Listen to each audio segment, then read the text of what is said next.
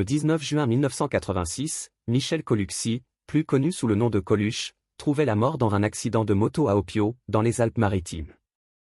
Alors qu'il circulait à moto sur une départementale, il heurtait un camion-benne effectuant un virage à gauche pour rejoindre une décharge.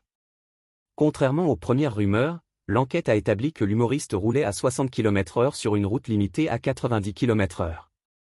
Le chauffeur du camion, Albert Hardisson, a été jugé et condamné pour homicide involontaire. Pourtant, cet accident officiel n'a pas étouffé les spéculations.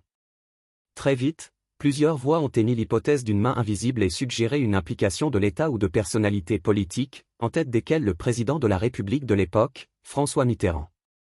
Selon ces théories, la candidature surprise de Coluche à l'élection présidentielle de 1981, bien qu'abandonnée avant le premier tour, avait suscité un réel trouble. Crédité de quelques 16% d'intention de vote, il représentait un outsider redoutable pour les formations traditionnelles. Certains récits évoquent alors des pressions exercées par des cadres socialistes pour le dissuader de poursuivre son engagement politique. Des menaces de mort lui auraient même été adressées, notamment par le groupe Honneur de la police, déjà responsable de délits contre des personnalités publiques, d'après un ouvrage de contre-enquête publié en 2006. Les auteurs de ce livre pointent des zones d'ombre dans la procédure, contradictions dans les témoignages, absence de certains témoignages clés, lenteur de l'instruction. Malgré ces zones de turbulence, aucune preuve tangible n'a jamais émergé pour étayer la thèse d'un assassinat politique. Les conclusions officielles maintiennent qu'il s'agit d'un tragique accident de la circulation.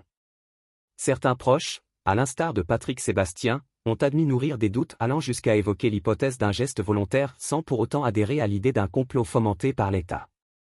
Plus de 30 ans après, la disparition brutale de Coluche reste gravée dans les mémoires, non seulement en tant que drame personnel, mais aussi comme l'épilogue d'une trajectoire singulière, celle d'un humoriste engagé, à la fois farouchement libre et populaire, qui n'a jamais hésité à bousculer les codes. Si les légendes urbaines continuent d'animer les forums et les débats, le dossier d'instruction ne comporte aucun élément concret permettant de confirmer une intervention politique. À ce jour, les théories du complot n'en demeurent pas moins des spéculations, sans fondement juridique ni factuel. N'oubliez pas de liker, commenter et partager cette vidéo pour rester informé des dernières nouvelles.